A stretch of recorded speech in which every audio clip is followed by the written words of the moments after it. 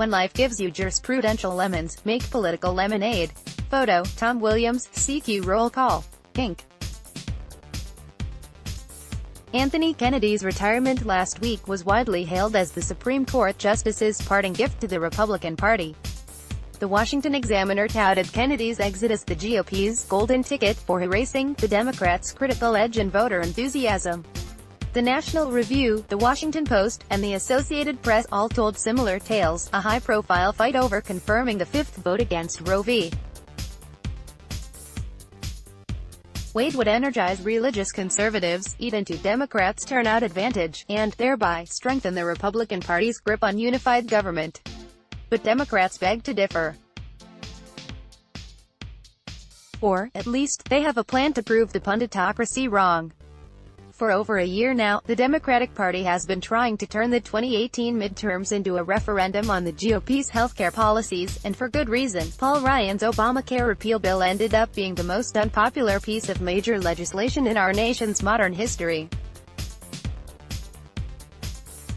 Shortly after its introduction last spring, Democrats opened a double-digit lead in the 2018 generic ballot, while President Trump's job approval dipped. Subsequent surveys have shown the public favoring the Democrats over the Republicans on healthcare by wide margins. And their preference is understandable. Out-of-pocket healthcare costs are rising for virtually everyone in the United States.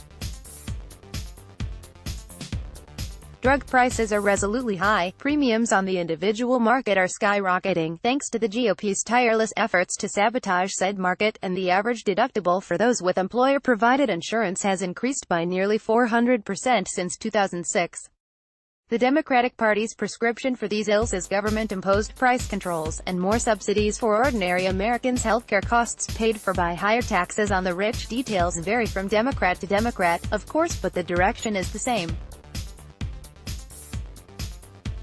The Republican Party, by contrast, is offering little beyond trillion-dollar cuts to Medicaid and the repeal of protections for people with pre-existing conditions, all papered over with mealy-mouthed appeals to the beauty of block grants and consumer choice. Virtually no one, who hasn't attended a Koch network fundraiser, favors door number 2. Most of the Republican base actually supports increased federal spending on healthcare, thinks that protections for pre-existing conditions are very important, and believes that Obama's Medicaid expansion should be preserved, so long as you leave out the Obama bit. The challenge for Democrats has been keeping healthcare salient. As Republican Congressman, and longtime GOP strategist, Tom Cole told CNN in May, "It's hard to beat you on a vote you didn't succeed on."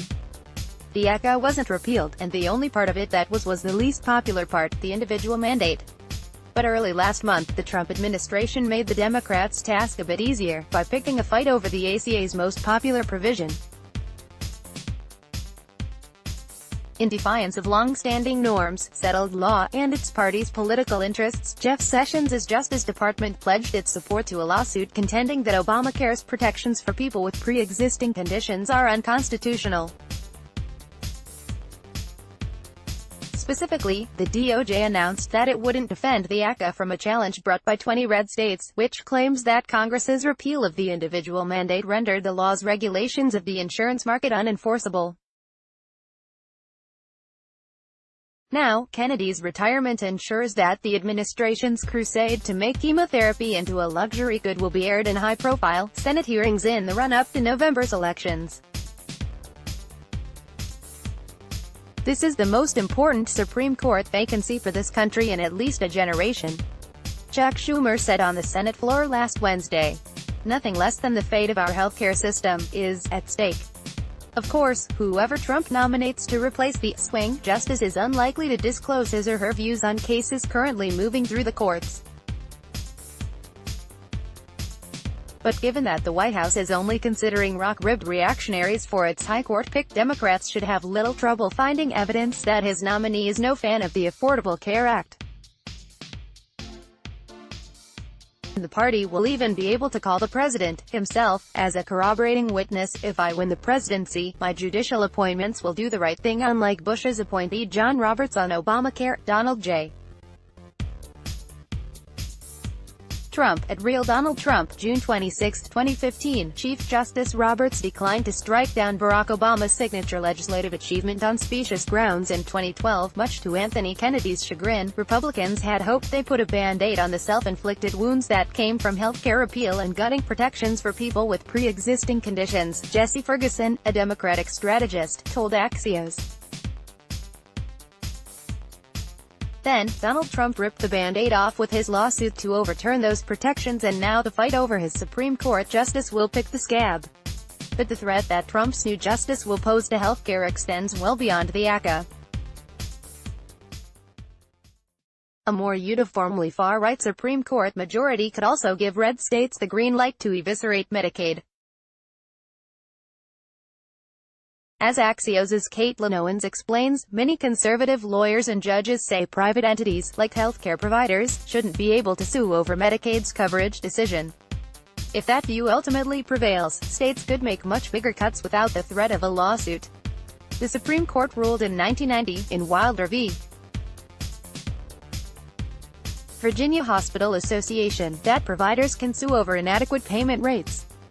Kennedy dissented from that ruling, and later helped to narrow its scope, but the court never fully closed the door on provider lawsuits. Kennedy was willing to leave the courthouse doors open in Medicaid cases, whereas the conservative majority is willing to shut it, really slam it, said Sarah Rosenbaum, a George Washington University law professor.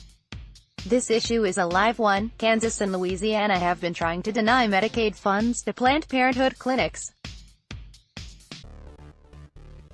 2 federal appeals courts have ruled that the states can't do that.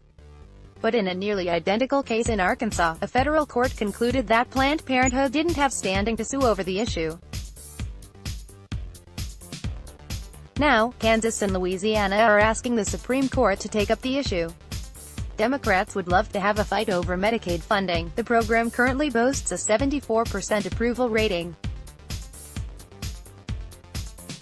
But they're more than happy to do battle over Planned Parenthood, or Roe v. Wade, too. A supermajority of the American public approves of the former organization, and opposes the repeal of the latter Supreme Court decision. The Democrats will, of course, try to use these issues to block the confirmation of a far-right justice. Lisa Murkowski and Susan Collins are self-avowed pro-choice Republicans, who voted against repealing the Affordable Care Act last year, and if both of them vote against Trump's pick, and every Democratic senator toes the party line, Kennedy's seat will remain empty.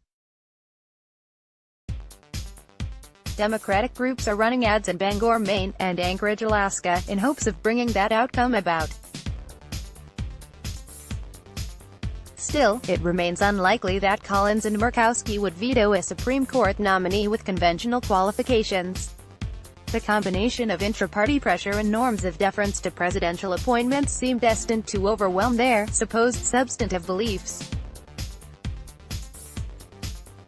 Fortunately for Democrats, the arguments that could ostensibly sway Collins and Murkowski are roughly the same as those that the party wishes to disseminate to female swing voters in suburban congressional districts this fall. Supporting the Republican Party is a threat to your health, and every woman's reproductive autonomy. Whether that message will do more for the Democrats than a high-profile fight over Kennedy's replacement will do for GOP turnout is unknowable. But it's worth remembering that the Democratic Party's initial turnout advantage derived from its base's eagerness to rectify a traumatic loss, and the Republican base's complacency in the face of triumph. In all likelihood, Kennedy's replacement will be confirmed more than a month before the midterms. Conservatives will have locked in a far-right majority, liberals will be reeling from nightmare visions of Roe's imminent demise. It isn't hard to see how such circumstances could exacerbate the GOP's turnout problem, rather than mitigating it. In the first generic ballot poll taken after Kennedy's retirement, Quinnipiac University puts the Democratic lead at 9 percentage points, 3 points higher than it was in early June. Dems plan to turn Kennedy's retirement into a political win.